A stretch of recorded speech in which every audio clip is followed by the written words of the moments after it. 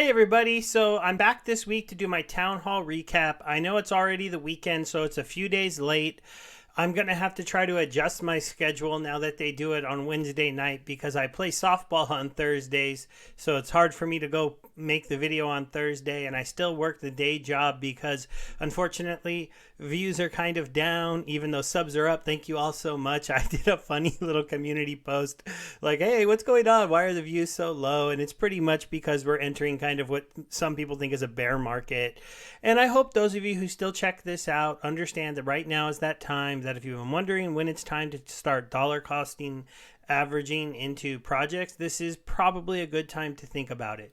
Now, obviously, I'm not a financial advisor. You have to think about these things for yourself. But I do know I've started to buy Splinterlands cards, specifically legendary and epic cards, summoner cards, because anything in my mind when they're under $5, I know there's a much more supply of these cards, but hopefully the game continues to grow when we get a new bear market. Hopefully there was some more money that comes in and flows into the game, and their pack sales tend to have an ebb and flow where they start off fast because people want the new cards.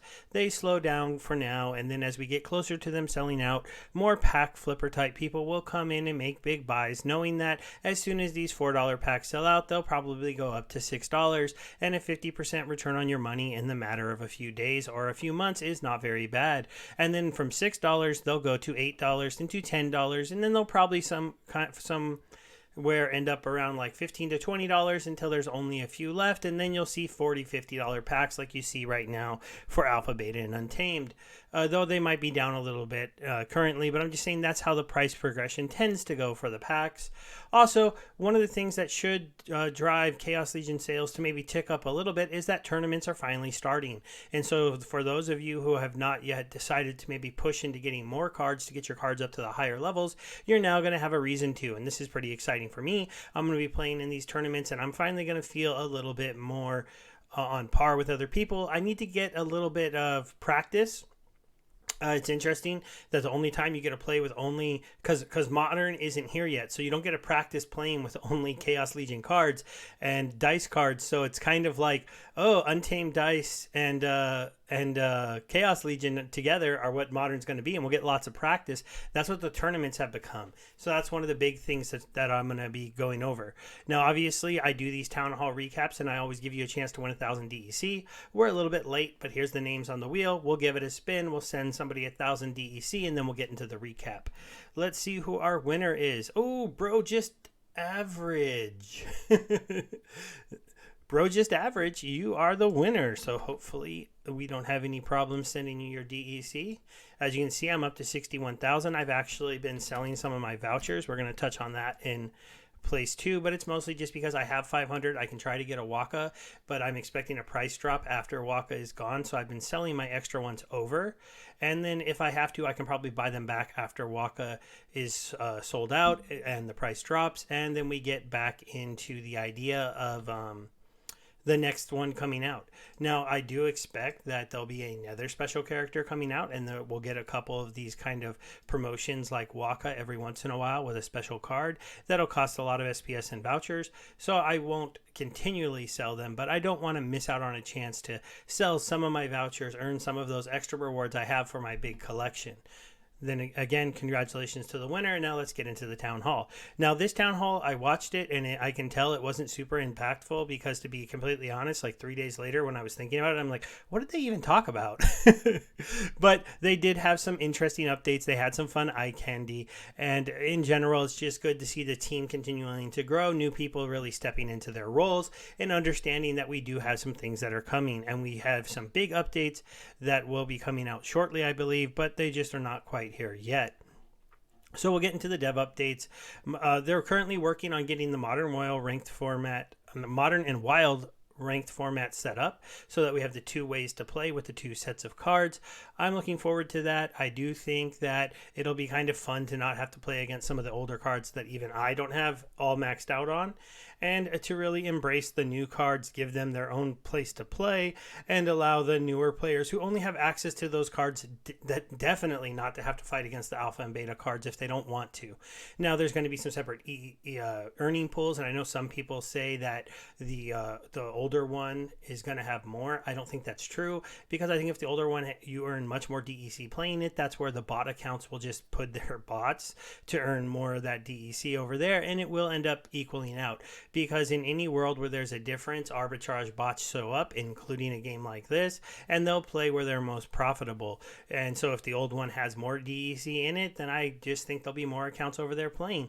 And I think this will give the newer players a chance to play against less bot accounts, less old accounts that have massive amounts of cards, and just get into an embrace of maybe possibly pushing their way up into those upper leagues. Now, marketing updates, they did say, the Waka Flocka collaboration is still going with his card coming out in a few days.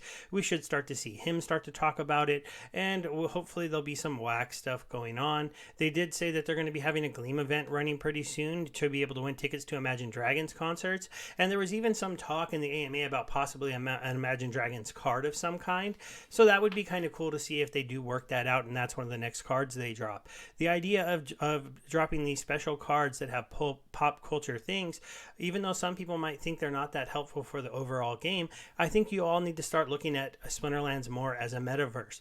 They have these ongoing stories that, if you haven't been listening to, are kind of interesting. They've talked about the idea of doing like an animation cartoon movie or something like that. They also are going to be having the land expansion coming out and the possible arcade games coming out.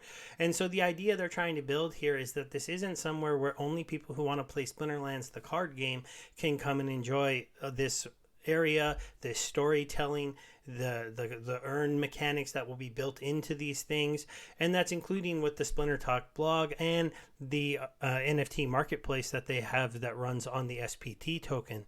So, or at least they sell a lot of their stuff for the SPT token. So there's a lot of stuff working out, and it's starting to feel like if they can branch out and bring a lot of people in here for different reasons, there'll be a lot of people who'll be like, oh, I don't play Splinterlands, but I'm a fan of the art. I'm a fan of this. I got the plushies. I got the gear. I saw it at the Imagine Dragons concert, and I thought it was kind of cool. I wanted to own, a special NFT of theirs. And so that kind of stuff is getting me kind of excited for where this could be going pretty soon. The stream team is also starting off. I'm going to be looking into possibly joining that, but I don't know if they have a spot for me or if they really want somebody who doesn't have a big Twitch following. I do go live on Twitch now when I go live on YouTube, but my channel doesn't have a lot of followers over there. It's the same name, Stever82. If you want to just go give me a follow to get my counts up, then maybe I could join the stream team. The interesting thing there, what if you had some more stable forms of income coming in, then maybe I could become a full-time YouTuber, full-time player, and you wouldn't see the gaps in my content creation. Like this last few days, I just had to go in the office twice, and so I couldn't make any videos. That's why I'm a little late getting into this one. They did say that they are also working on the SPS validator, so that will be coming out soon, and that is an important step for SPS, I think, to start to possibly get bought up. Players like me who have a decent amount who want to create a validator, we might need to buy more. Players who have even more disposable funds than me who want to guarantee their spot in the top 21 validators, because those are the ones that will be earning, they'll be able to just they'll have to buy up more tokens, because it's going to be based on your stake, and I think possibly based on votes to your stake. The exact info is not out yet. If it's just based on your personal stake, then definitely it is a pure whoever spends the most money can make it into the top. If that's how way it is, I'm probably going to get priced out. Because my 200,000 stake does not put me up on the rich list. I mean, I'm there somewhere, but nowhere near the top. So we'll have to see what ends up happening and how many of those people end up running validators. I'd like to do it, and I'd like to be a top 21 validator. If we could get votes, I thought it'd be kind of interesting to see if I could get some votes from some people that I know have a decent amount to match up those accounts with 1 million, but I don't know if that's the way it's going to work. On the creative updates, they've got the Waka Flocka shop page up, which will be like the specialty shop. And we do know that there'll be some other items coming out there that you will need vouchers to buy. They've talked about reintroducing a certain kind of potions, including potions for a better chance at legendary and gold cards in the rewards cards chest, which would be interesting to be able to buy. And it would just in general is where more of these special cards will be showing up. They also started something kind of interesting. If you haven't been watching the Tome of Chaos storylines that they release on YouTube on their channel, they're doing little AMA questions from that story and giving away stuff during the town hall. I don't know if it'll always continue during the town hall, but it sounds like when they do those special streams and stuff, they might be doing lore questions that come from these stories for you to be able to win some packs. So if you're somebody who needs a couple free packs, that's something else you could start to pay attention to, but you have to be able to catch them live. Tournaments are rolling out immediately. They're already on the marketplace because this is a few days later, so we can go check those out, and you can start to see the new format that they're going to be going into. And one of the reasons why I wanted to make sure I got a very high level chaos set very quickly, I've almost maxed out. I've got all max legendaries. I'm working on the maxed out epics right now. I'm putting my bids in and buying those cards. I've got maxed out rares, and then I'm working on, I have about level 9 commons, so I'll work on the commons after that. I'm just doing bids. I'm making sure that I buy not too quickly, responsibly, and having a lot of fun. But if tournaments go into diamond soon, then I will probably have to just go ahead and buy them up to be able to get into that. The team is working on a streamer mode of the game to be able to make it a little bit better when people are streaming it. And that's just to make things, I think, move a little quicker, be more dynamic, and to let you be able to go and replay matches from tournaments without seeing who already won the match when you're going to play it back. These are all just aesthetics to make the game a little bit funner to watch when you're live, which will allow better streamers to be able to do cool things. One of the other things they talked about is that DigiCon is coming. If you haven't been to a DigiCon yet, it's a good way to go and learn a little bit more about Splinterlands, get a chance to earn some free giveaways, get a chance to get introduced to some different projects that go on, both on anywhere from Binance Smart Chain, which is I think it's becoming BNB chain, to the Hive ecosystem and the Wax ecosystem, and sometimes even the Polygon ecosystem. New projects show up from all over the place. I always try to attend the main day and go in there a little bit on the other days and run around. They have fun little scavenger hunts, and it's just a fun way to be able to talk to people. I'm usually there, so if you want to just be able to like chat with me, you'll be able to find me usually walking around and paying attention. So this is happening on March 18th through 20th, with the 19th being the main day. And you can come to the post. I'll have it in the description to register. So that's just one of those things that is going on.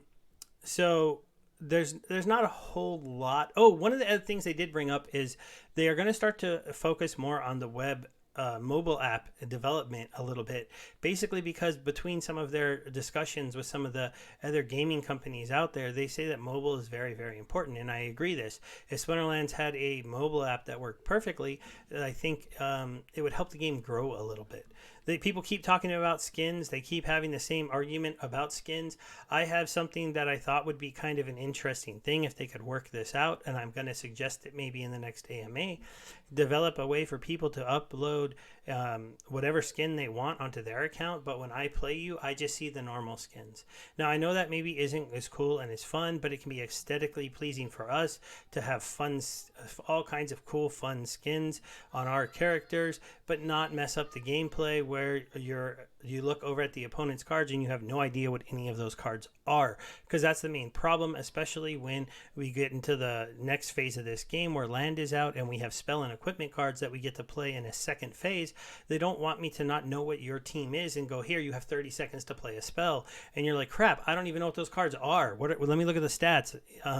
We all should have a pretty easy like reference place for what we know cards are, know their stats are, so we can make the proper movement. It'll be interesting to see. They could release new skins. It's just I don't know if this is going to be happening.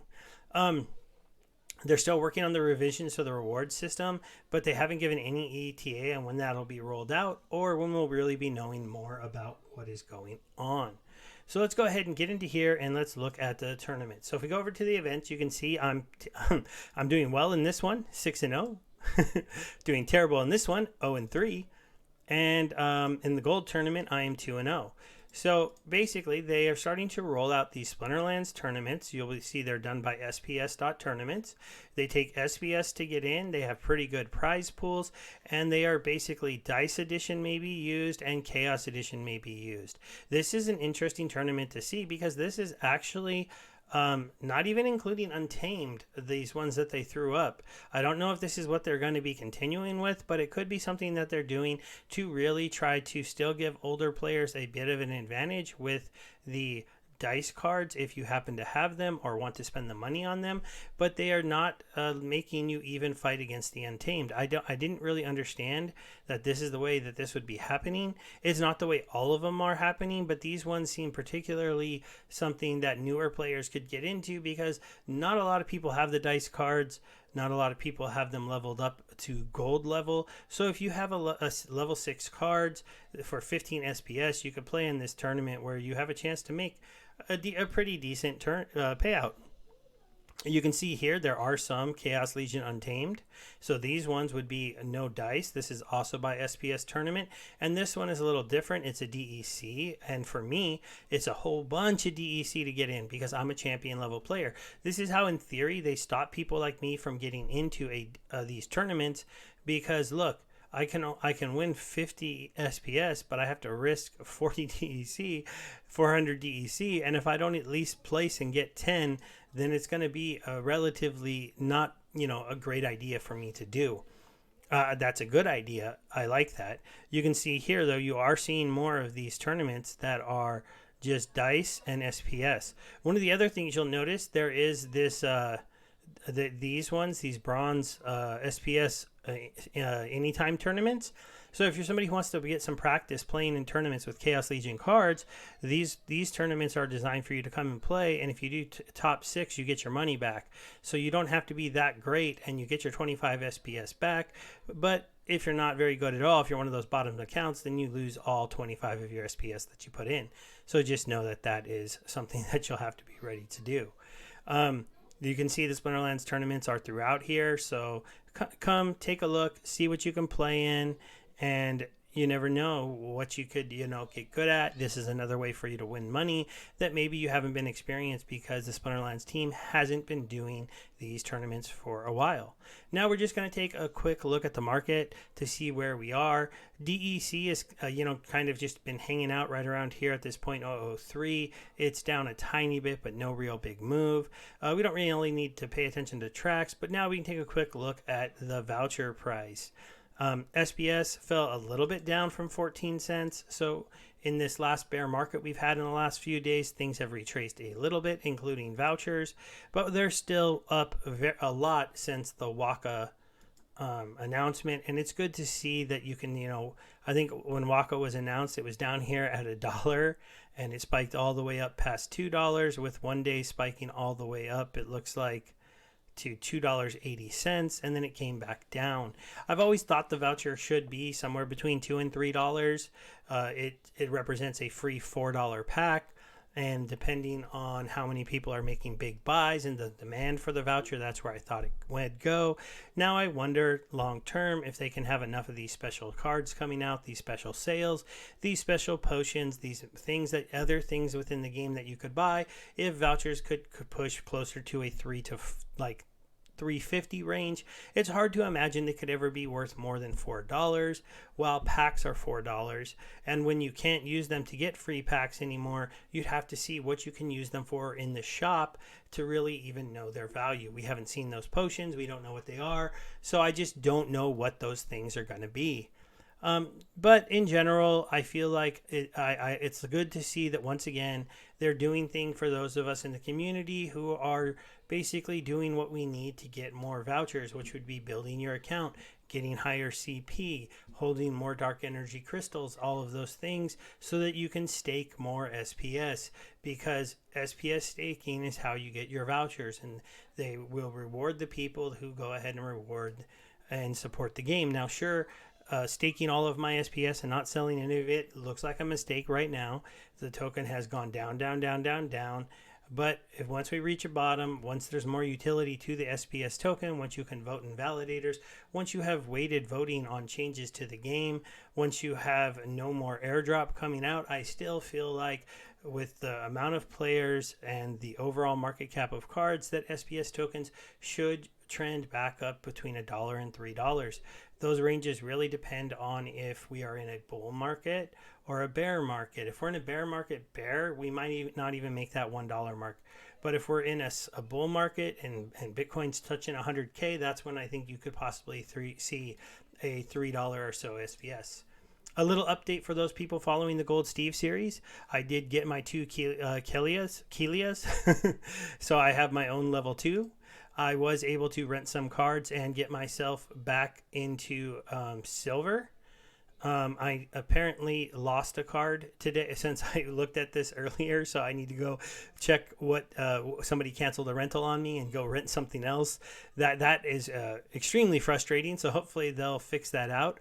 This season is 8 days left, so hopefully I'll be able to push this into silver 2. I'm hoping around the end of the season, around the 4-day mark, to go rent a few extra legendary cards, rent them through the end of the season, and hopefully not have them canceled out. I know that might be kind of challenging, but we'll see if I can do it.